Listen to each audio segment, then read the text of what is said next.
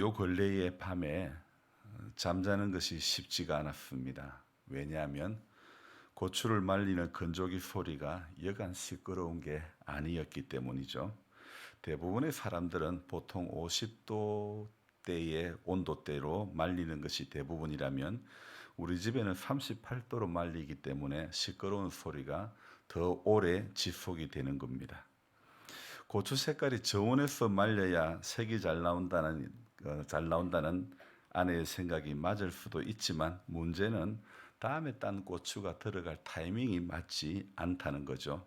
그러니 해마다 고추 건조기 가동 온도 때문에 아내랑 티격태격했죠. 하지만 올해는 아예 건조기랑 친하게 지내지 않을 예정입니다. 몇 도로 말리든지 뒤차가 밀리든지 고추를 가지고 김치를 만드는 것도 제가 할 수 있는 일이 아니기 때문에 일하는 사람 위주로 할 수 있도록 내버려 둘 생각입니다. 반면에 제가 해야 할 일, 제가 할 수 있는 일에 최선을 다해야지 이런 생각을 해봅니다. 제가 하도 못하는 일에 지나친 관심이 저를 피곤하게 만드는 것일 수도 있겠죠. 살짝 신경 꺼도 될 것 같은 일들에 대해서는 모른 채 하고 신경을 끄고 싶다는 생각도 해봅니다. 계속되는 이 사무엘 하를 읽으면서 읽는 속도가 느린 것은 시편과 사무엘서를 같이 읽기 때문에 속도가 늦은 거죠. 사무엘 하는 다윗의 이야기를 하면서 또 다윗이 쓴 시편을 같이 보기 때문에 다른 성경보다 읽는 속도가 늦기 마련이죠. 반면에 좋은 점은 다윗의 일상을 좀 더 들여다볼 수 있어서 감사합니다. 지난 13일부터 15일까지 하늘숲 교회라는 이 교회가 숭실고등학교 100주년 기념관에서 비전 컨퍼런스를 개최를 하였죠. 일종의 집회를 했단 말입니다. 특징이 평신도들의 간증과 또 강의 위주로 사흘간 13번의 강의와 5번의 간증 그리고 2차례 토크쇼가 진행이 되었는데 담임 목사님과 사모님 등 몇 분을 제외하고는 전부 평신도들이 강단에 섰다는 것입니다.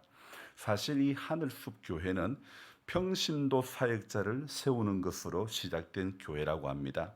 평신도 사역자들을 통해서 목회가 달라지고 교회가 부흥될 수 있다는 것을 보여주기 위해서 이번에 집회를 개최했다고 합니다.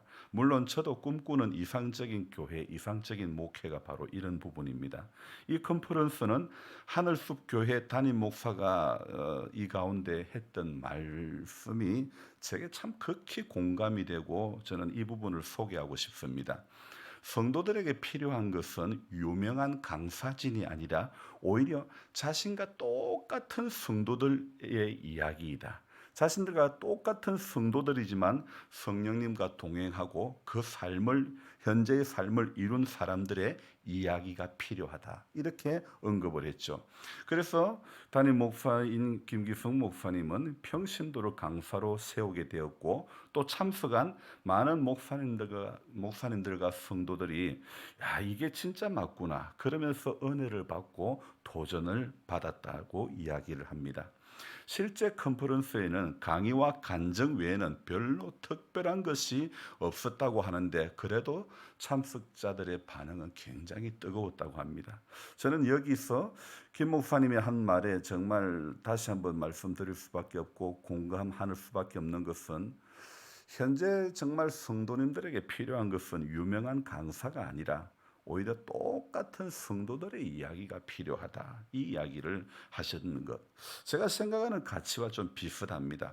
하나님의 말씀은 성경은 생명의 말씀이고 나를 살려내는 말씀이지만 지금껏 수도 없이 예배를 드리고 설교를 들어도 우리가 신앙생활 하는 데는 우리의 실제 삶에는 적용이 잘 안 되어 왔던 것이 어쩌면 사실 아닙니까?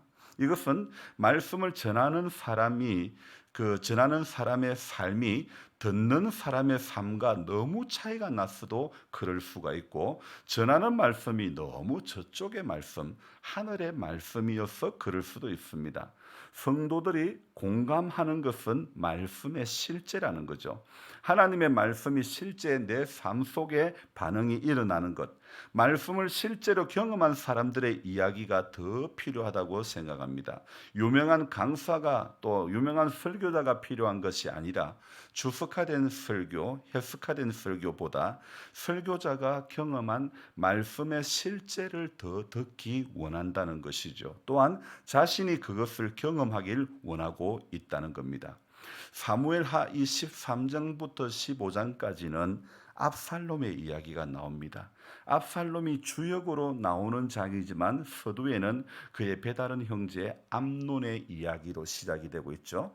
암논이 압살롬의 누이를 욕보인 일로 압살롬은 13장 23절 이후에 복수의 칼을 들었죠. 그래서 오늘 23절에 보니까 만 2년 후에 압살롬은 동생 다말이 암논에게 몹쓸 짓을 당한 후에 오늘 말씀에 보니까 20절 끝부분에 압살롬의 집에 처량하게 지냈다 이렇게 표현하고 있는데, 자기 집에서 처량하게 지내는 동생을 볼 때 오라비의 마음은 참 많이 아팠을 것입니다. 오늘 겉으로는 암논에 대해서 이 22절의 일체 잘잘못을 압살롬이 말하지 아니했다 그렇게 성경은 기록하고 있지만은, 그러나 이미 압살롬은 조용히 복수의 칼날을 갈고 있었기 때문에 조용히 잘잘못을 말하고 있지 않았던 거죠. 그러다가 만 2년 후에 자신의 양털을 깎는 날을 디데이로 삼고 결국은 동생을 욕보인 암논을 죽이고 마는 것입니다. 다윗의 입장에서 볼 때 암논도 아들이고 압살롬도 아들인데, 자식들 사이에 일어난 문제로 2년의 세월이 지난 뒤에 일어난 사망 사건 앞에서 다윗은 얼마나 마음이 아팠을까. 암논이 다말을 연애하였으므로 상사병이 걸렸을 때 암논의 친구 요나답이 잔머리를 굴리게 해주는데, 성경은요 그 요나답을 아주 간교한 사람이라 이렇게 표현하고 있습니다. 요나답은 침상에 누워 병든 채 하고 있다가 네 아버지가 너를 보러 오거든 너는 아버지께 말하기를 내 누이 다말이 와서 내게 떡을 먹이되 내가 보는 데서 떡을 차려 그의 손으로 먹여 주게 하옵소서 이렇게 말해라 시키는 거예요. 암논의 이러한 요구에 어쩜 다윗이 저는 알아차릴 수도 있지 않을까 이런 생각도 해보았습니다. 내 누이 다말이 와서 내가 보는 데서 떡을 차려 그의 손으로 먹여주게 하옵소서. 이건 뭐 애도 아니고 뭔가 꿍꿍이 속에 있는 것 같아. 그런 낌새를 느끼지 못했을까? 그런 생각을 해보았습니다. 결과적으로는 못 느꼈으니까 그렇게 하라고 오라비에게 떡을 구워주라고 했겠지만, 그렇게 자신이 허락이 있은 후에 딸 다말이 몹쓸 짓을 당했음은 그에게 후회하는 마음을 조금이라도 자아내게 하지 않았을까 생각해 보았습니다. 자, 지금 다윗의 가정 속에 일어난 이 이야기를 우리는 들었지만 실제 사실 피부에는 크게 와닿지 않습니다. 왜요? 아주 먼 옛날 다윗 왕가에서 일어난 이야기이기 때문이죠. 어제 저는 춘향에서 집으로 오는 길에 회전 로타리 부근 레카 사무실에 레이 차가 사고 난 것을 보았습니다. 색깔이 어디에서 많이 본 색깔인 것 같습니다. 저거 양 목사님 차가 아닐까 순간 느낌이 쌓였습니다. 워낙 차남보에 대한 그 기억이 좋은지라 양 목사님의 차 번호가 맞는지 확인해 보려고 회전 로타리 가장자리로 붙여서 보니 아니나 다를까 목사님의 차가 맞습니다. 색깔을 보는 순간 저 양 목사님 차 같다 이런 느낌이 제 안에 들었는데 진짜 목사님 차가 맞더라고요. 현재 의식이 없는 가운데 안동병원 중환자실에 입원해 있다고 합니다. 우리 교회 집사님을 케어하시며 정말 좋으신 목사님이었는데 그만 갈비뼈가 8개나 부러지고 머리뼈도 부서지는 그런 중상을 입고 말았다고 합니다. 너무도 안타까운 일입니다.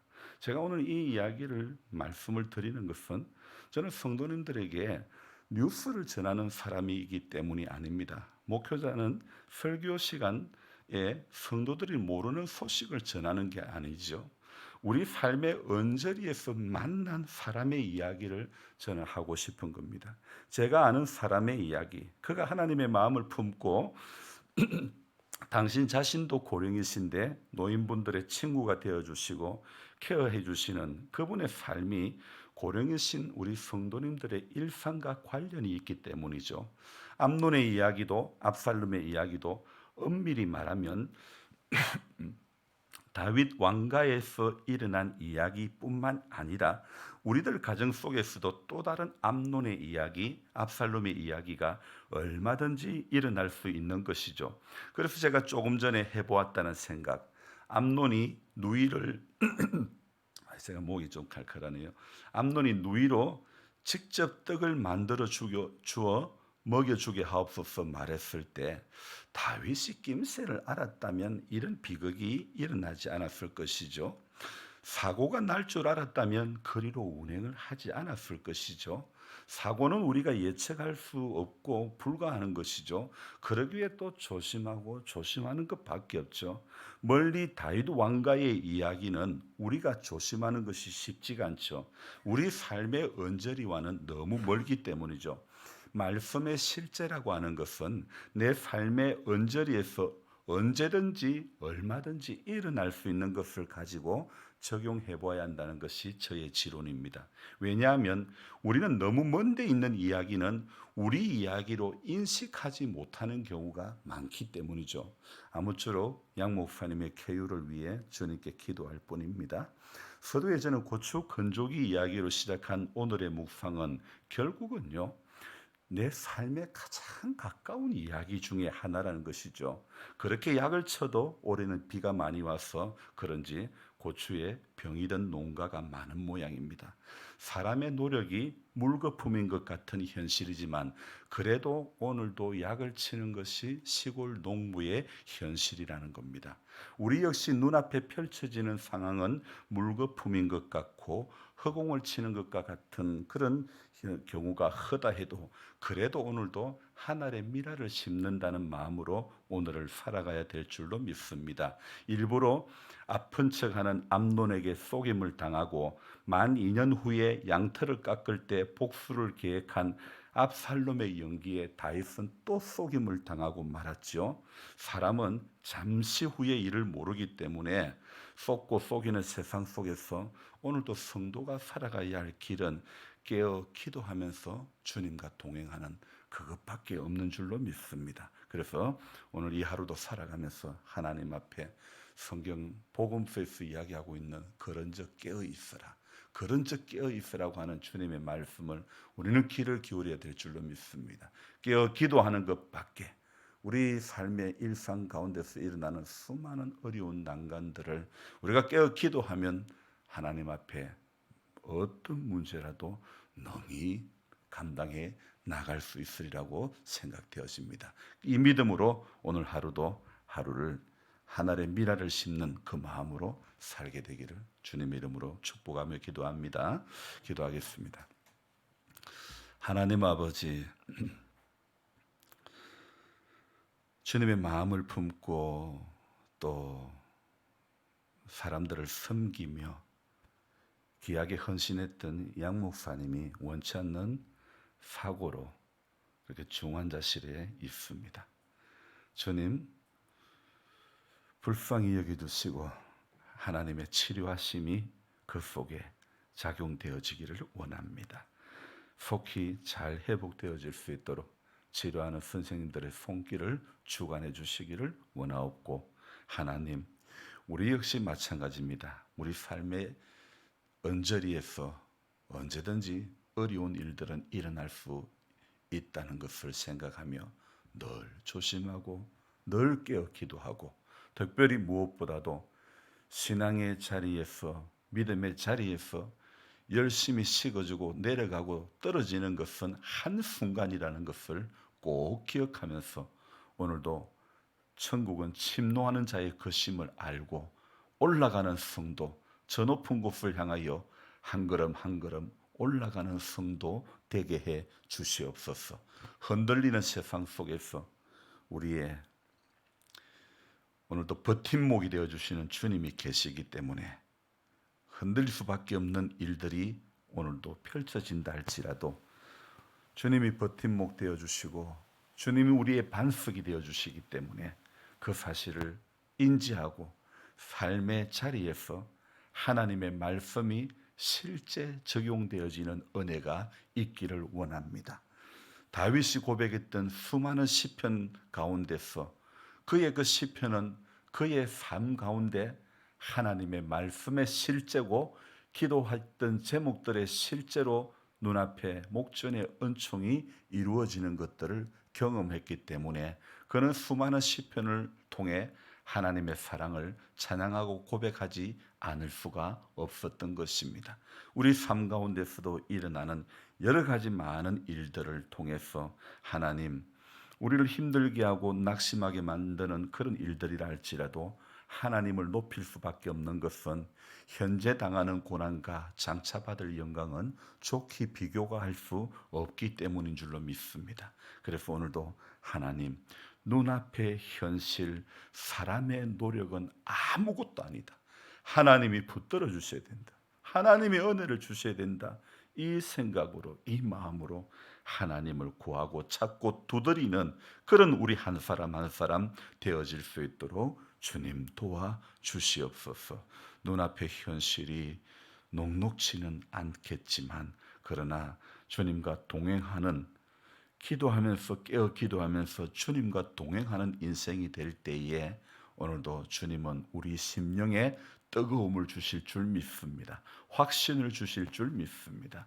그래서 이날 하루도 주님과 기쁜 마음으로 동행하며 하늘의 미라를 우리 이 땅 가운데서 묵묵히 심어갈 수 있는 우리 모두가 되도록 주님 축복하여 주시옵소서. 감사를 드리며 존귀하신 예수님의 이름으로 기도드리옵나이다. 아멘. 간절한 마음으로 주여 부르고 기도합니다. 주여, 주여, 주여. 하나님 아버지, 우리의 새벽을 또 깨워주셔서 감사합니다.